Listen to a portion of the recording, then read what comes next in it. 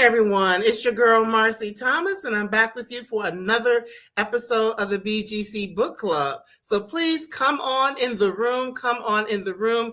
Go ahead. I'm just tell you at the top, like and share this out for others who really love good books by great authors. And let's get ready for what's going to be another wonderful conversation. So I am coming to you from the outskirts of Atlanta, Georgia, by way of Cleveland, Ohio, and a whole bunch of other places in between. So one of the things I always love to see who's here. So if you don't mind dropping where you're joining us from, that would be great, just so we can all join together and have an idea of who all is enjoying this conversation.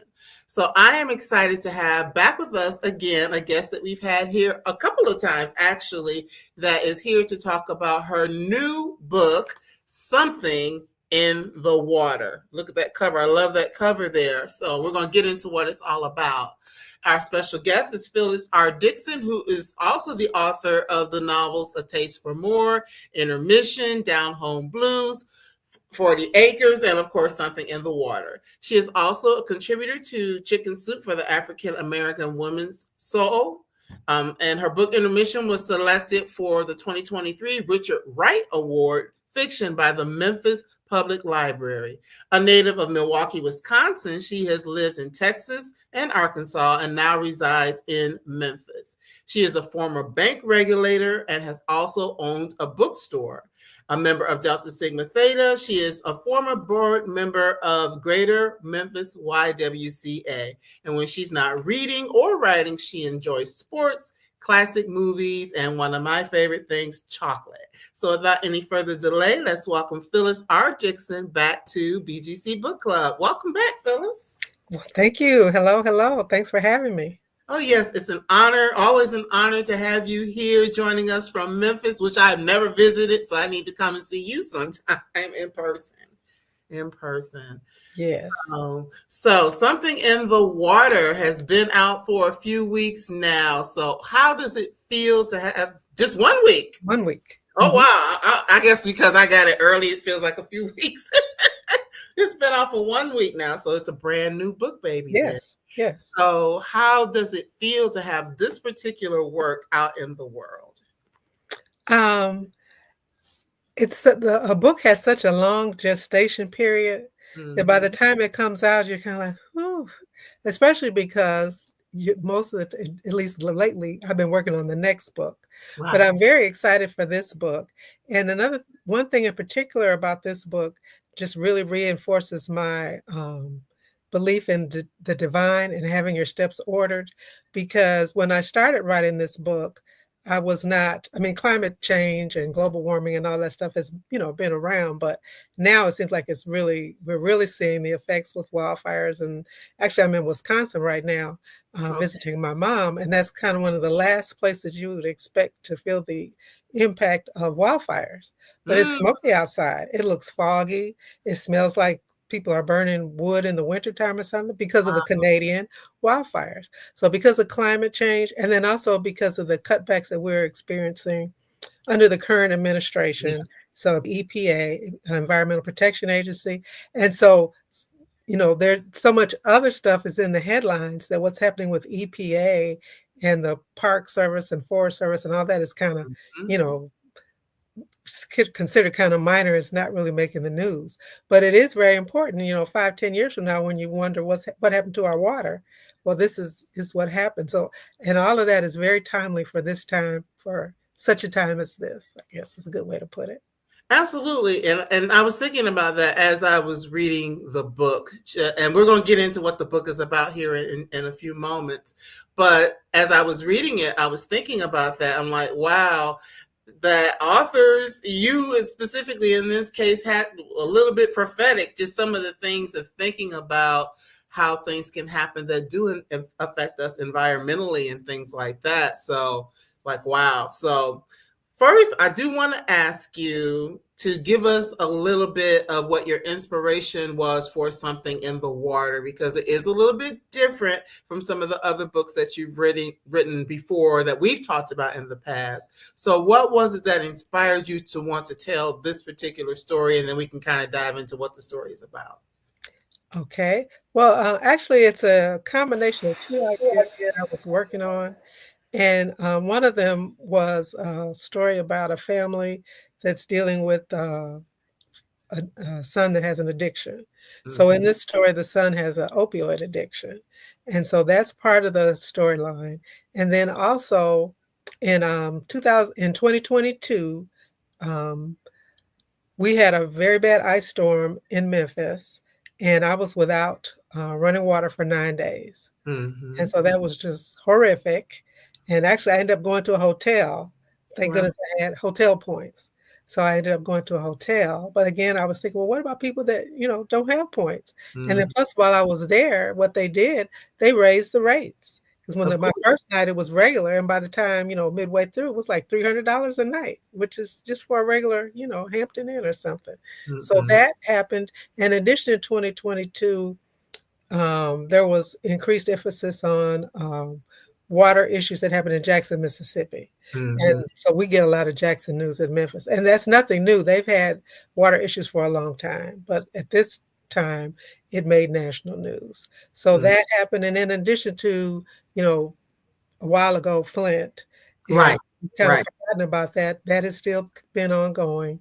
And Mm-hmm. so all of that together just kind of made me think, this would be a good way to tell this story, because you don't want to just talk about, oh, well, he's got a drug addiction, oh, the family's got problems. You got to, think of another way to tell the story. So putting those two together was how I decided to tell the story. Mm-hmm. Well, thank you for that, because I'm getting a little feedback. I don't know if you can hear it now. Hopefully it'll go away. You know But what? I think that's my mother. oh, Could I excuse myself 1 second? 1 second. Yes. Okay. 1 second. Hey, this is what happens when you're live. I know mom is watching, and it's probably too close, so we're getting feedback from mom watching. But this is what happens. This is not pre-recorded. So, but yes, this is a really good book, and as soon as Phyllis comes back, we're just really going to dive into some of how the story is told and all of that, so you can understand just the importance of this book, especially at a time like this. So yes, she should be back in just a second. I'm back. I'm back. All righty. Yeah, she's a little too close. Yeah. All right. Sorry. All right. Let me let you get situated. All right, there we go. Wanted to let you get situated. Sorry about that. That's okay. That's okay. But yes, so there's these two basically public health crises that you're dealing with in this book. So, yes, there's a family story that's involved, but we're also dealing with issues that are like real life, real world issues. So just a little bit about our lead protagonist and some of the things that are happening with her, Billie Jordan. So tell us a little bit about her. Okay. Billie is a very popular DJ in Oakland, California. And so she's also a talk show host, community activist, has a very loyal following. The station is bought out. And so therefore her platform and her show and all that has gone away. So in the meantime, her husband is from a small town in Texas, and he gets a chance to be a professor at HBCU in his small town. And so she reluctantly agrees to leave her beloved California, and they move to Texas. Mm-hmm. Mm-hmm. So in that, first of all, just looking at Billie herself, she is this woman who's had this career. She's, been trained as an educator. She's done a lot of different things, but at the core of who she is, she's this person who really wants to be a great storyteller and a little bit of a sleuth as well. As we get to see that, she's like, okay, something doesn't feel right, doesn't seem right. She's that person that's going to go and try to figure out what's going on. So we see that throughout the book, whether it's trying to learn things to help her son, as well as finding out what's going on in this community once she has the opportunity to relocate. But just thinking about, I want to focus in on Dylan's part of the story Okay. right now, because Dylan is a person who winds up getting addicted to opioids, and there's a lot of that we hear in the news. But his situation is a little bit different. If you don't mind sharing how that happens for him or with him. Okay, he's in high school. He's an athlete and has an injury, and so that's how his opioid use starts. To deal with the pain, and it just escalates. And in a lot of instances, we've heard and learned that that's how it starts for a lot of people. And one of the reasons I wanted to tell this is that the face of the opioid user generally is a white face, Right. and maybe kind of young, but really statistically, just like everything else, there's a lot of Black people that are involved with this as well, and so we don't really hear a lot about that.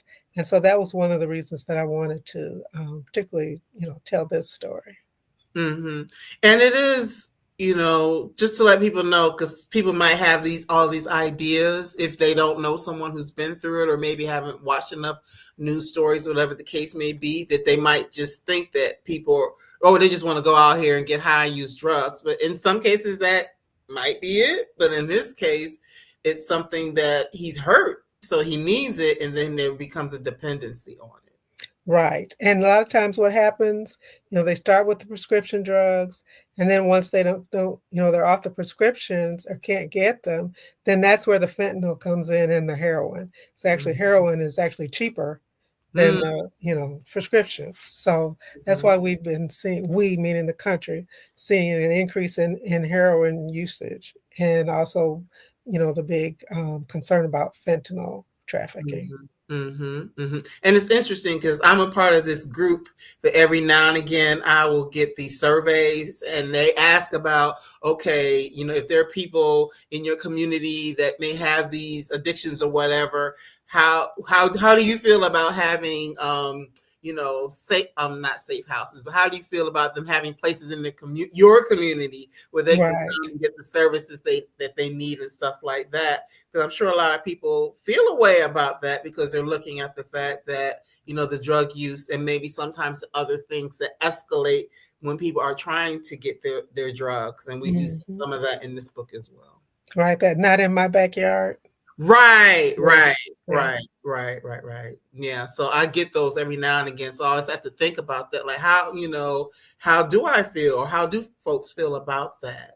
In this particular case, we do see, like with a lot of people, that Dylan has the opportunity to go to rehab and stuff like that, and even what that process looks like.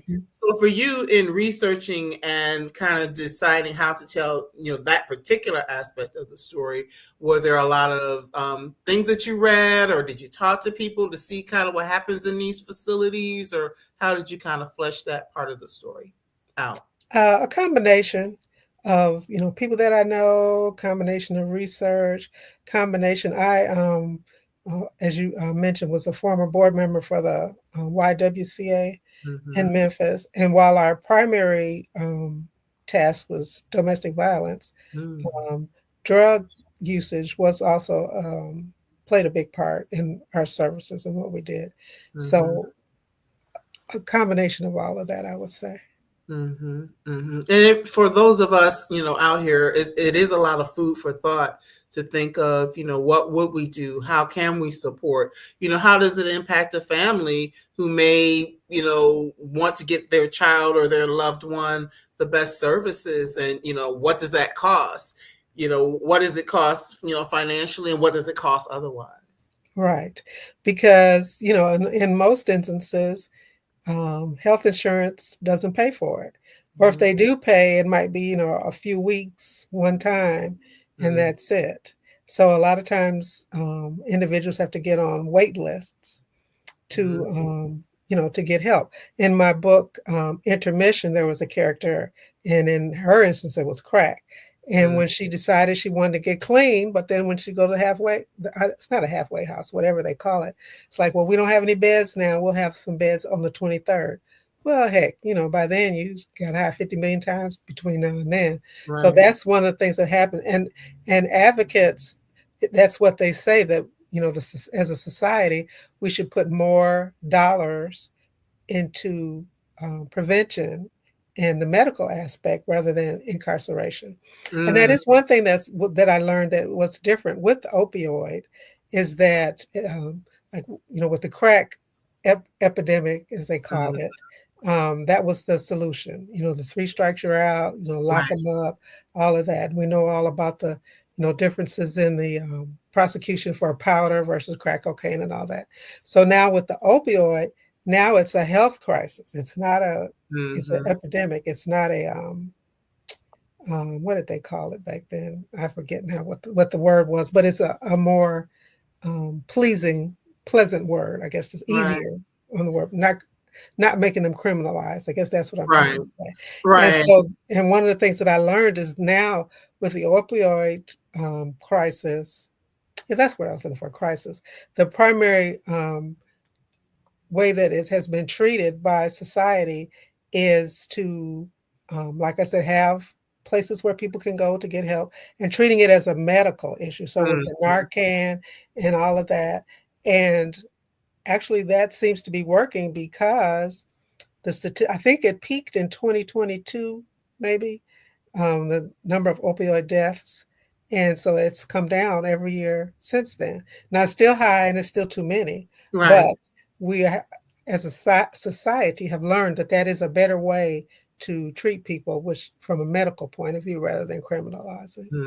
Right. Because I wrote down opioid use disorder, so that it's being Yeah, labeled as that's it. disorder That's it. now. Right. Versus okay, it's It's a this. crackhead. Yeah. Right, right, exactly, Yes. exactly. So I just, and in the book, you all have to read it because, of course, if you've never watched here, we're not going to give you spoilers and tell you everything, but just to, kind of give you insight of that aspect of the book. And, just looking at Billie and, her husband, Cole, that there's a lot of strain in the relationship. So yes, we're seeing what's happening with their son, but how it's impacted them. As I said, the money they have to spend to support him, a lot of the choices that they're having to make to maybe do some things a little bit differently. Is it gonna help them to have a relationship? Is it gonna break their relationship up? All of these things that we're seeing, and those things are real, actually. Hmm. Hmm. Mm-hmm. That's true. And Mm-hmm. it doesn't just affect the person, the person that's addicted, it's the whole family, even down to, siblings. Mm-hmm. So, Mm-hmm. Mm-hmm. yes. Yes. So that's one part of the story. But then, something in the water, obviously, and we've already touched on the fact that there are a lot of things about water and, the public health crises surrounding the health of our water. So, initially when we go to this small town, and you can tell me what the town is because I'm probably going to say it wrong. Calderville. Yes, thank you. When we go to the small town that, it's a HBCU town, it looks like it's a town that there are a lot of like Black families and things like that in this area. This is where Cole is from. And it's just interesting to see, we just think, okay, drinking water and things like that. But it's not just about whether or not we can drink water. We see like the other uses of water as well. Oh, most definitely.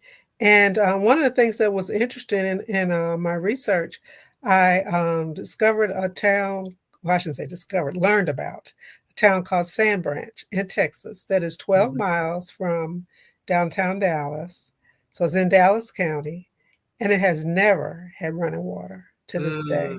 It was a freedmen's town, founded after the Civil War, and a respite from Jim Crow and all of that. And the people had wells, so they were fine to be content and be left alone. But there's industries around there, and also wastewater plant was built there, I think in the 70s maybe. And so since then, now their wells have been contaminated, mhm. and um, they actually have no water, no sewage, no nothing. And it's, you think of that like a third world country, Right. and that's happening in this country, and not necessarily just in this country, but right outside Dallas, one of the, Right outside the new bustling cities, in the country. And there's if you look up Sand Branch, there's a lot of information about it. There's a lot of politics involved. I could have written a whole tristis just Yeah. on that, but some of that informed how I wrote about this story, about this town, this Calderville. But they're not the only one. There are other places that have issues with water all over the country. We heard a lot about Flint. Yes. And then when Flint went out of the news, if most people are like me, then you kind of forgot about it. But this is happening, all over. And while it's all over, it's disproportionately impacts Black and Brown people Right. and lower income people, rural areas. So, but it's not just small towns either, though, because I'll think of one of the things that I talk about in the author's note that I learned is about the lead in the lead pipes. And actually, Chicago is the city with the most lead pipes. So that's also an issue. So we have a lot of work to do around water, but a lot of it is just education. Like so we don't really even think about it. I know right.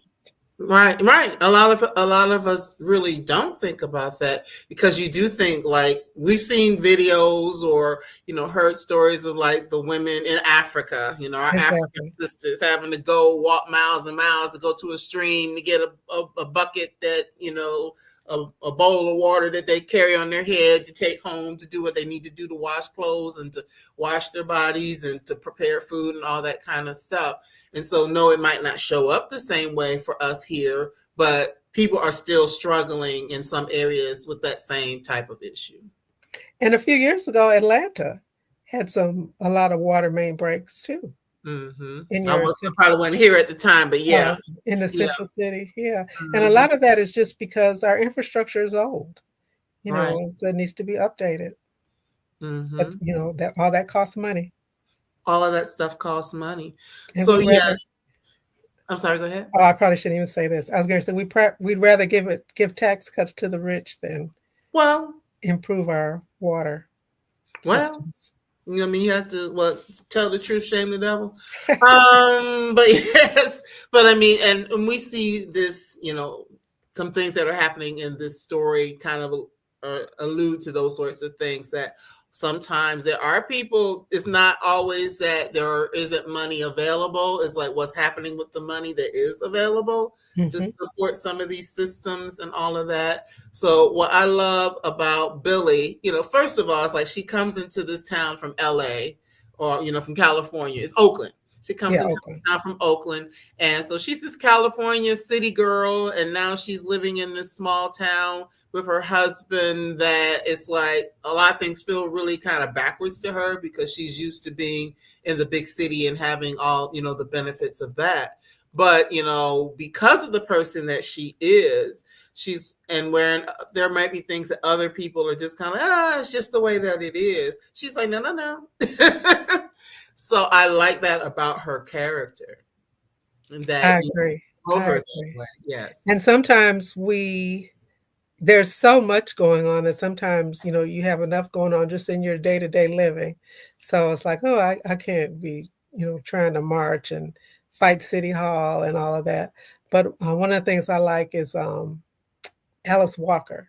And she has a quote that the easiest way to convince people, let me see, how does it go? The easiest way to take away people's power is to convince them that they have no power.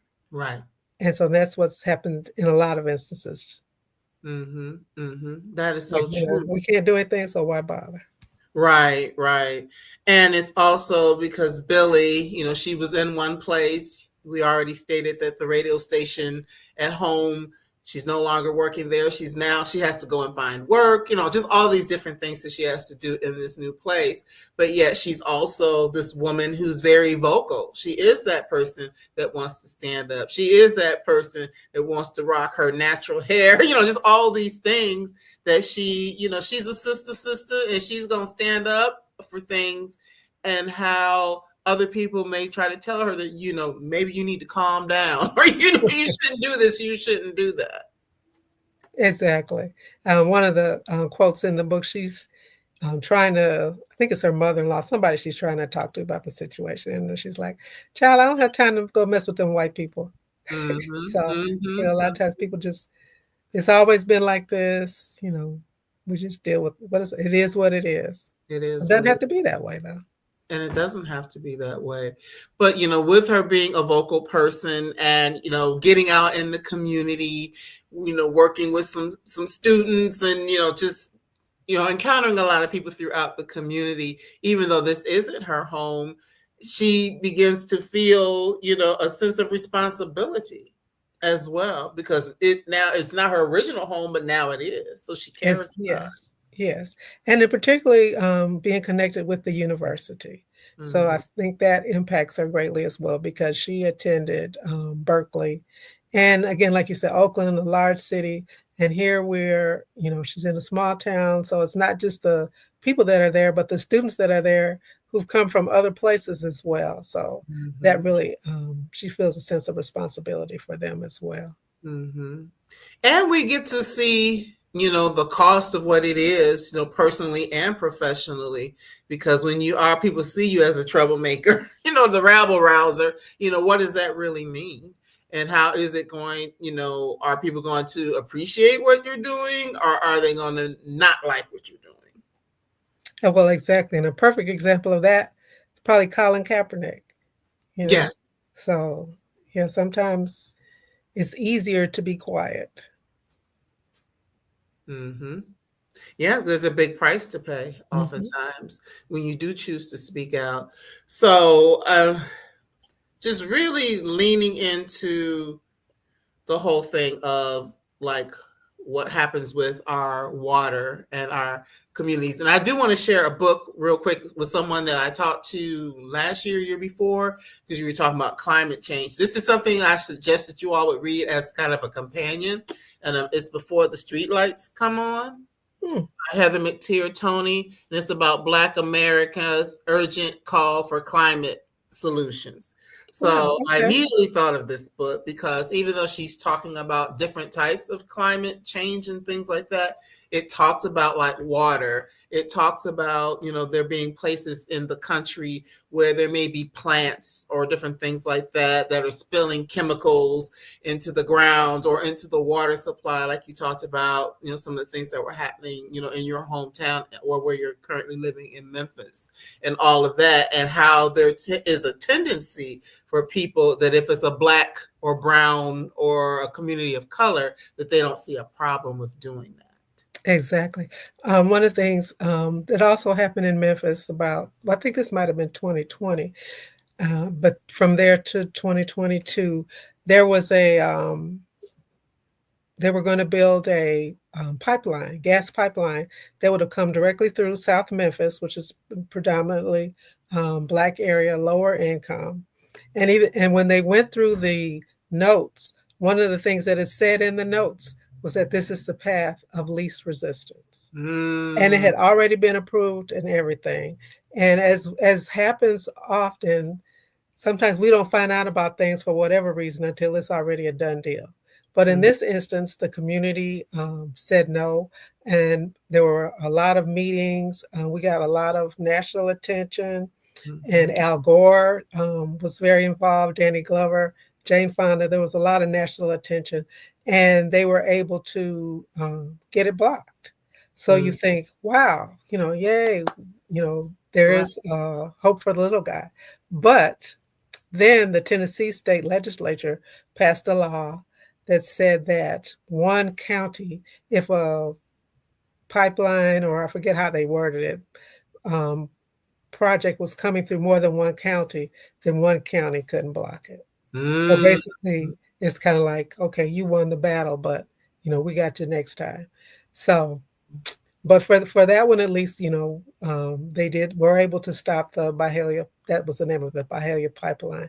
And the thing is, it was so close to the water reservoir, and it was going to contaminate everybody's water, not just South Memphis, mhm, Mississippi and suburbs and everywhere. mhm, So, and again, though, they confirmed what we knew. This is the path of least resistance. mm, mm. So that's why they selected that area. If this is such a great idea, put it in your neighborhood. Right, that part. And that's something that's not going to happen. So Mhm. I wanted to bring up that book because I definitely think it's a good companion piece Yeah, I'm to gonna have to look kind for of that.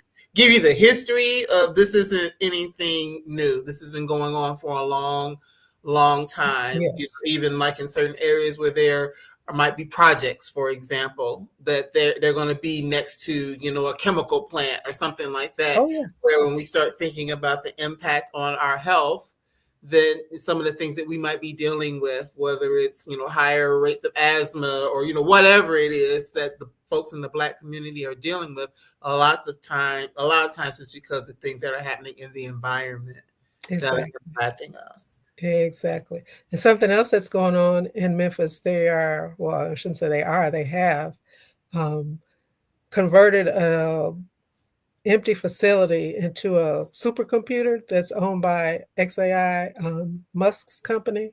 And Mm, so there's a lot of concern there because it's going to use a lot of water. Is it going to pollute the water? And not just that company, and even if it wasn't Elon Musk, but as you just did, there's already several plants around there that are either closed and are leaching or still open and there's toxins in the air. So again, why is this one area the dumping ground for southeastern, southwestern Tennessee?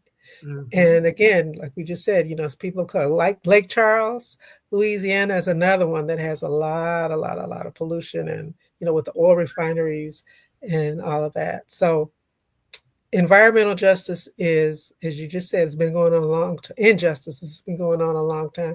And unfortunately, it's one of the areas that has been cut in the Yes. current administration's budget.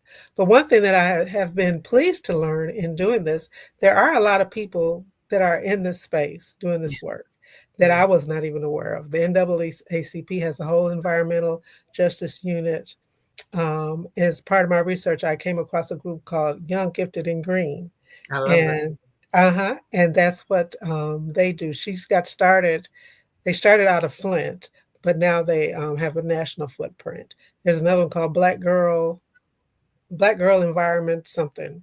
But there's a lot of young Black people, that are in this space, and even like the Sierra Club, which of course, which is everybody. But Ben Right. Jealous, who was, I think it was, I think NAACP. He was the former head of that. He's the head of the Sierra Club.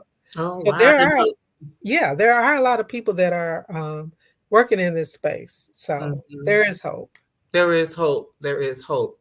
So, like what we see in the book, Something in the Water, of course, Billie is kind of like coming at it from a journalistic point of view and, talking to people and getting the word out. But she doesn't just do that. She's working with people, people throughout the community who do want to stand up and have something to say about it or protest. Even though folks might not like that that's going on, y'all got to read the book to see how all that shakes out. And then also a big thing, showing up at meetings where stuff is being talked about. So that's real important as well, that we actually know what's going on, pay attention to what's going on, and show up in those places where we can show up. That's right. As part of the, working on this book, I started going to our, it's called Protect Our Aquifer and water board meetings.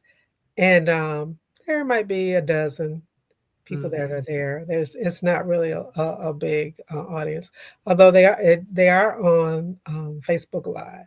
So maybe they have a bigger, have an audience online as well.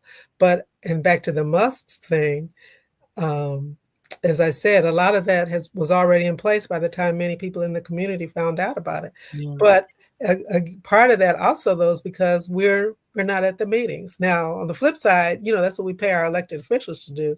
That's a whole nother story. That's a But whole. again, we have to pay attention to those things. And the other thing I think why this is um, so prevalent now is that we don't have um, good local journalism like we used to. Mm. And so that's one of the things that happens in Something in the Water. She kind of Yeah. gets hooked up with the newspaper.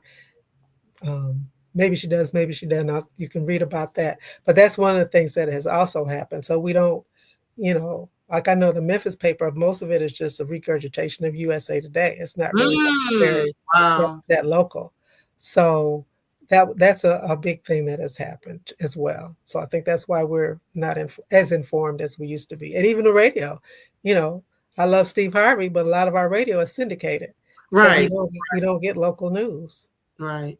Right. And you do talk about that in the book, because in the case of the radio station that Billie was working at, it was like a local, small owned, family owned type of situation. Then when, she loses her job because it gets bought out. And yeah, there might be, you turn on your local radio, maybe the person that actually is local might be the person that's on for the midnight show. Maybe, you know what I mean? Yeah. Or maybe like in the middle of the day when people are at work, but like usually that morning drive, that evening drive, a lot of times those shows are like things that are syndicated. So Right. it does make a difference. So, as you were saying that, thinking about newspapers, because years ago I used to deliver papers when I lived in Detroit. Oh, But, wow. but over time, the newspapers don't have the readership that they used to have. So there's that. And then in a case like this, a small town, like I'm thinking the small town my mom lives in, it might come out maybe once, twice a week. So a whole bunch of stuff can happen in between that you're not even aware of, Yes. because it's not frequent enough. So Right. to that point, I like the fact that nowadays, like, we can start our own platforms and be able to kind of, be on the cusp of what things that are happening in real time versus having to wait. That's true. That's the flip side. And you just, now on the one hand, maybe that's why things are so polarized, because people are listening to things that they want to hear from their point of view, not necessarily objective. But if you're not informed, it's just because you don't want to be, because the information is out there. A lot of information. A lot of information. And yes, you have to, like what they say, chew the meat and spit out the fat. You have to kind of fact check for yourself and things like that. Utilize more than one source. But, there are spaces for people who really want to be, in the throes of what's going on, to share that information. And, realizing that it is important, because to some people, I mean, like, meh, like you said, a lot of times we don't think about a thing until we're impacted by that thing. Which is kind of the same. Billie goes through that. Of course, she was living someplace else, but even her husband, who's from this town, whose family who's from this town, they're kind of like, well, I mean, there are a lot of things going on we're not going to tell you, but, there are some people there that are a little apathetic to what's happening. Right. And some of the one of the big things that's going on in the town is homecoming. So we know, with HBCUs, that's a big deal. So that's a lot of the people's focus, for good or not good, is on homecoming. So that's also one of the background issues that's going on in the story. That's a fun part, because that's kind of the fun part of the HBCU experience. Yes, it's definitely the fun part. But yeah, Billie goes through some stuff in this book, though, because like I said, we don't tell it all. Y'all got to read it. But it's like, a major move. She's dealing with everything with her son, job stuff. What's good at work, what's not good at work. Being in an environment that's totally different from what she's used to, and having to deal with some of the things that, imagine being in Texas and you're from Oakland. So, I mean, just the weather in and of itself is different. The bugs are different down there, all of that kind of stuff. So Billie's like really going through a culture shock in this. But I mean, all of that is real when you transition from one space to another. And that was one of the reasons also that I selected those two places. I lived in Texas. Okay. And Texans are very proud. I'll give them that. And so, but California is too. And here lately, there's been a lot of people moving from California to Texas. And part of it is, California's, the wildfires, the climate change, all of that. Part of it is the cost of living. So in some areas, Texas is actually turning purple, because you have, more people coming in from California, and there's this culture clash. And so that was one of the reasons I chose those two areas in particular, to just add a little bit more conflict. Oh yeah, there's definitely the conflict, because politically, definitely. Things Mhm. can be politically polarizing in those places. Because I know there was a line in the book where it's something to the effect of people are more concerned with, figuring out what books to ban and doing away with DEI than they are with making sure that people have safe water and things of that nature. That the Right. infrastructure for how we live is as it should be. Mhm. Mm-hmm. So yeah, right now, even though it's not in the book, we know it's all the stuff with the redistricting and all that. So yeah, Texas is a hotbed of Yes. activity of all sorts. Yes. It's um, very parts of it are very blue, parts of it are very red, and they're the clashes have been going on for a while. Mm-hmm. Mm-hmm. So Billie is quite a dynamic leading lady. But we also see her kind of navigating who she wants to be and how she wants to show up as well, with work, with, all of the things that are happening, her son, the water issues and all of that. So just what were some of the things that really inspired you to craft her as she is? She's approaching 40, and I think we sometimes think of that maybe as, although we used to call it midlife crisis, but midlife is older now. But that's a time, to kind of reassess, especially like since her job has gone away. That was a lot of her persona. She loved California. She's not there anymore. Issues with her marriage. Did she do right, by her children? Because she also has a daughter. There's some Yes. issues with her daughter as well. So she's just kind of reassessing, her priorities, and sometimes we think we're doing a good job and we're doing everything that we can, that we know to do, but some areas feel neglected. Mm-hmm. And you may not know that, and you may wonder why, because again, I'm doing this, that, and the other. But it's like, the other person, well, I didn't ask you to do all that. Mm-hmm. Mm-hmm. Mm-hmm. Yeah, that's true. Yeah, and it is something just thinking about how we want to be and redefining ourselves for Mhm. ourselves. Right. Right. Yeah, and that is a big thing that many of us go through. She's able to do some things, and to me it's an inspiration for others who might be wondering about that or grappling with certain things. And and understanding that sometimes, how can I put it, like with the children, that you can do everything the way that you think that it should, and they still are going to have their own challenges and struggles. Hmm. And sometimes those struggles might be with you, but how do you navigate those things and not necessarily beat yourself up when things Right. don't go the way that you thought that they should have gone? Right. Yeah. And the other thing that's happening in this story, which is something I had to learn because I'm an only child. So I Me always thought, if you had brothers and sisters, you play when you want to play. And when you don't want to play, I go in my room and you leave me alone.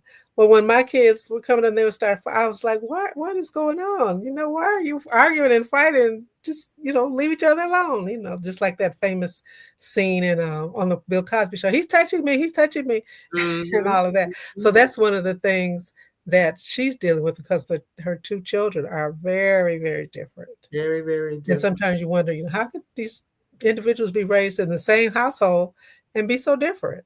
Mm-hmm. And so that's one of the things that they're grappling with as well. Mm-hmm. Mm-hmm. Just yeah. And when you're in a relationship, how much of yourself do you give up in that relationship? I'm talking about with the spouse, how much Mm, of yourself do you give up in that relationship? And, seeing how people can either grow closer, sometimes they grow apart based upon the different things that they are dealing with personally. right.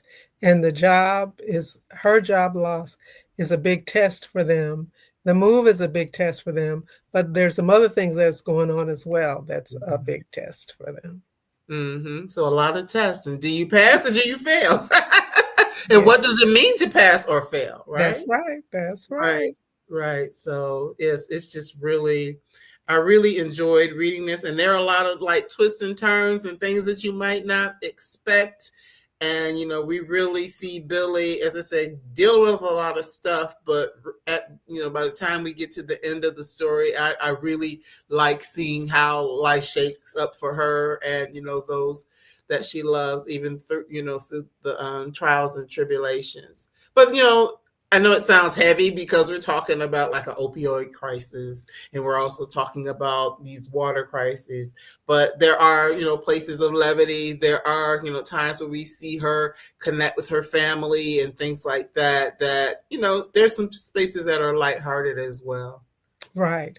And while, I want people to walk away and, maybe learn a little bit as far as environmental justice and water and all that. But the ultimate goal is just to be entertained. And Mm-hmm. so then I hope that, when people read it, they feel like it's time well spent. Mm-hmm. Yeah. Small town, troubled waters, literally and figuratively, and a mother's choice. So yes, it's a great story. So I definitely suggest that you all pick it up. It is also available on an audio. So did you play a big role in determining who was going to do the audio, or no, not really? No, No. no.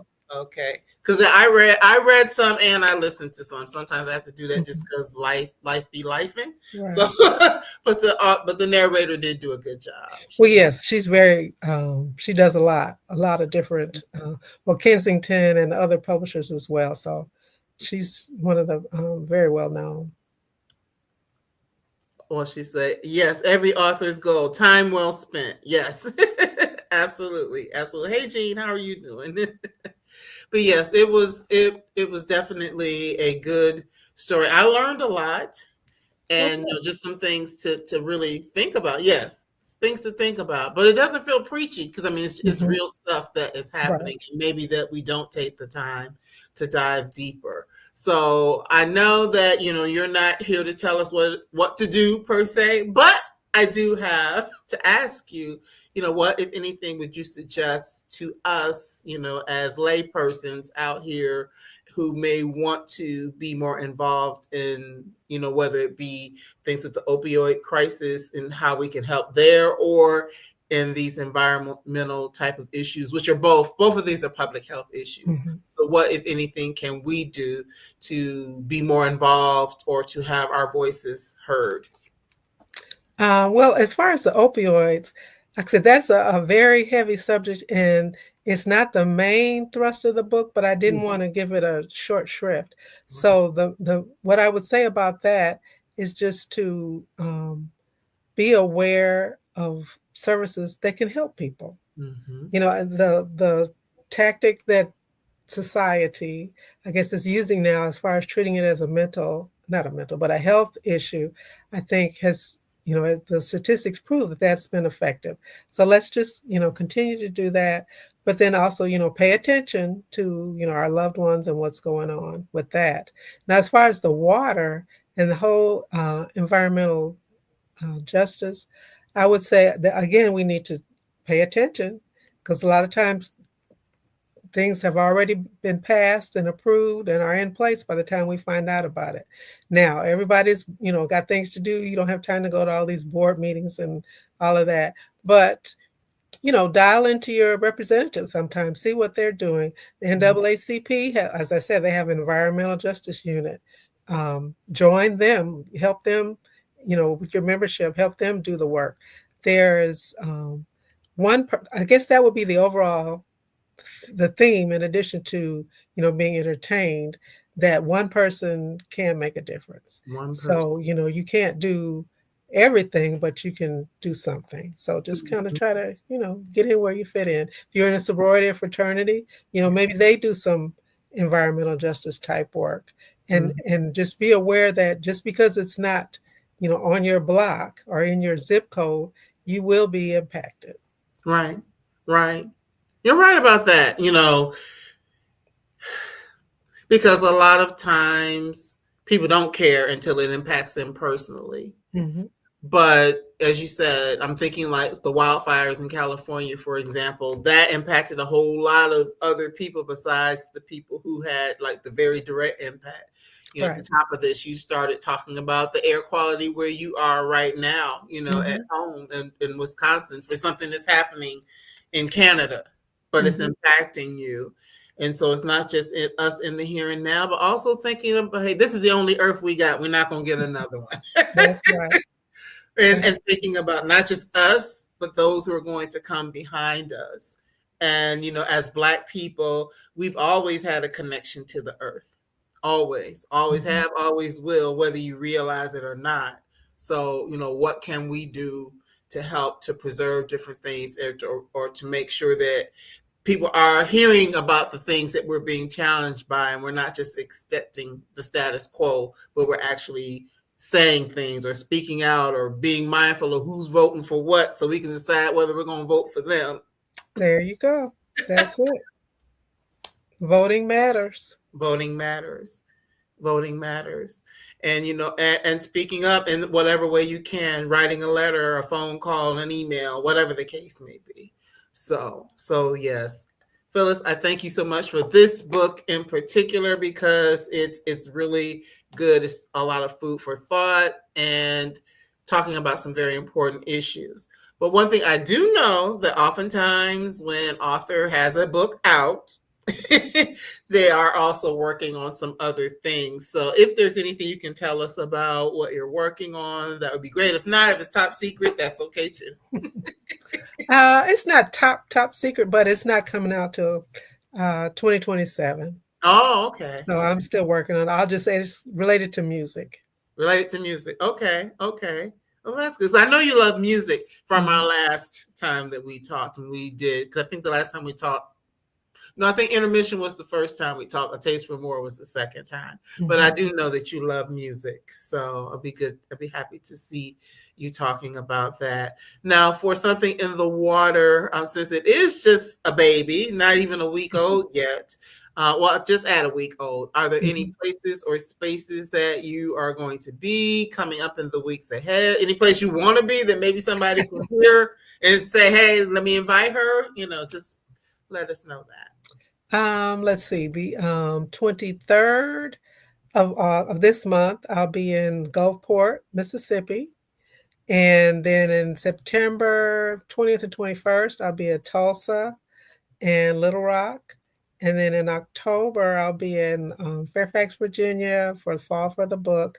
And then also Charleston, South Carolina, Turning Pages, and Wilmington, North Carolina, I think it's called the Roasted Bookery. And I'm trying to find something else in the DMV area for that second week in October, since you mentioned that, since I'm going to be there anyway for a book festival. So that's kind of what I'm trying to work on now, and some couple of things in the fall, Texas, and some other things. But that's what's on my agenda right now. All right. Well, it sounds like you got some things going on. And of course, Phyllis's information is shared at the bottom. So if you want to know more about the places that she's going to be, or if you want to reach out and invite her, you know, to an event that you may be having. Now, do you also like pop into book clubs and things like Oh that? yes, most definitely. Yes, yes, yes. And the back of the book does have discussion questions too. Yes. So definitely reach out, stay in touch, and you know, I really encourage people to have this important conversation. And you know, who knows? It could be the book club that reads this and decides, okay, we're gonna go show up. Yeah, We're gonna do this. protest. You No know, water, no peace. no water, no peace. Exactly. Because, well, over the weekend, I did go to the National Book Club Conference, which is where I initially met you a couple of Right. years ago.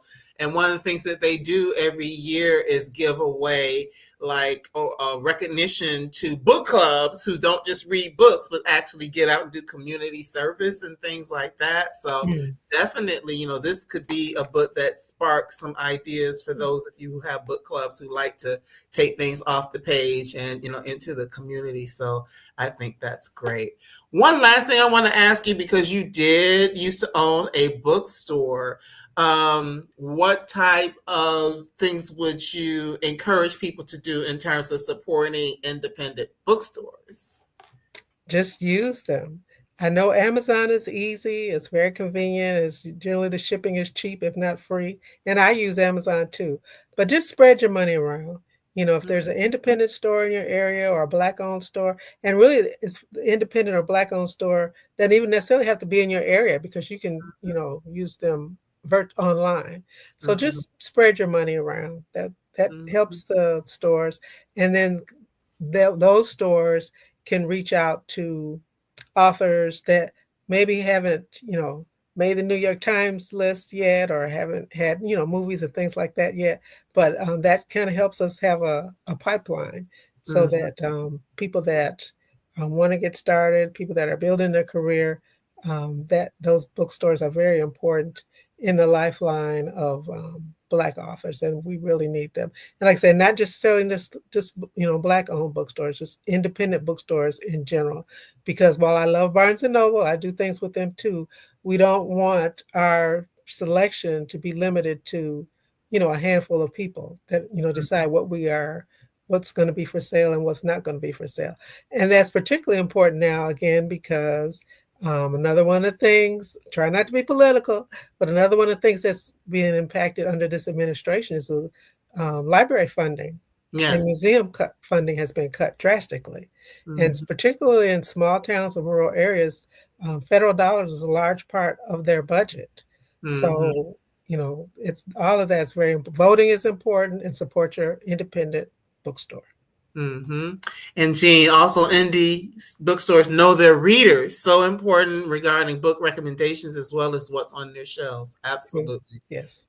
Absolutely. And Jean is an author based out of, girl, don't get me wrong, Michigan or Ohio. I know we talked a while ago, so forgive me. I know it's one of the two. It's the Midwest. So if I said the wrong one, Jean, forgive me. But yes, that's important. That is just so important because one of my other author friends, we talk about that a lot, that sometimes Detroit, I thought it was Detroit. I thought so, but I just wanted to be clear because I've lived in Detroit and I'm from Cleveland. So I just was getting mixed up in my brain. Right. But yes, that is so important. It's one of my other author friends. We talk about that a lot, how, where the books are being placed and indie stores are important because a lot of times publishers aren't necessarily looking there. So it's up to us, to ask for, to, do all of those things and make sure that these stories are getting out because they're so important. Right. And the library, most of them have a frequently asked questions section on their website where you can request certain books, certain authors. So if they have, more than one or two, then that, might bring somebody to their attention and say, maybe we need to carry, this author. So even if you can't buy a book, right, contact your library. Right. I think you have some on your website about the libraries as well, because they're definitely important. Because yes, in the book, just let you know, I really read the book. There's a point in the book where Billie is like reading a book that's like a digital, and she's like, "Oh, I gotta hurry up and finish it before the library snatches it back or something like that." So I really read it to remember that. So. And just, I have to do a little self-plug because you mentioned shopping online. Brown Girl Collective Bookstore is just that, Brown Girl Collective Bookstore. It's affiliated with Bookshop, which also supports indie bookstores as well. So this book is up there front and center. So if you go and you look for something in the water, you will find it there front and center. If you don't have another preferred place, that's another option for you as well. Yes. So thank you again, Phyllis. It's always a pleasure to talk to you, whether it's virtually or you'll see you in person, hug your neck, whatever the case may be. So I appreciate you taking the time to be here with me. Tell Mama I said hello again. Hello. Oh, she's over there. Hey, Mama. So Phyllis, if you could hold on for me for 1 second, I do want to announce my books for next week, but I don't want you to hang up just yet. Okay. So we can say farewell. So thanks again for being here, and I will see you in a second. Thank you so much. Oh, you're welcome. You're welcome. All right. That was a pleasure to talk to Phyllis again. She writes wonderful books that tell great stories, and this is just a really important one that I suggest that everyone tap into and be able to learn and, just have really great discussion. So by way of what's happening next week, we will have on Monday Mia McKenzie with These Heathens. You know, we like to call people heathens sometimes. Some of us do. So on Monday, we'll be talking about These Heathens with Mia McKenzie.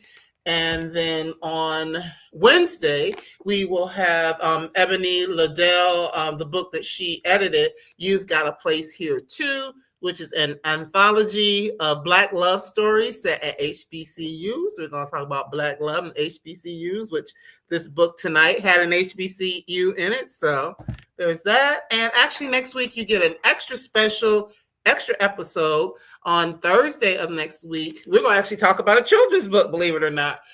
Weird and Wonderful You, which was written by Zayla Avant-Garde, who if that name sounds somewhat familiar to you, she is not only a New York Times bestselling author, she was the Scripps Howard National Spelling Bee champion a few years ago, the first Black girl to ever win that. So she will be here with us for an extra special episode next Thursday. So I do suggest if you got young people, have them come and join and listen as well, because she is now preparing to go to college and she's got a lot of good stuff to talk about. So that's what's happening next week if you're watching this in real time. So until then, the best, and look forward to seeing you again for more and more great book conversations. And go ahead and grab Phyllis's book between now and then. You all take good care. Bye-bye.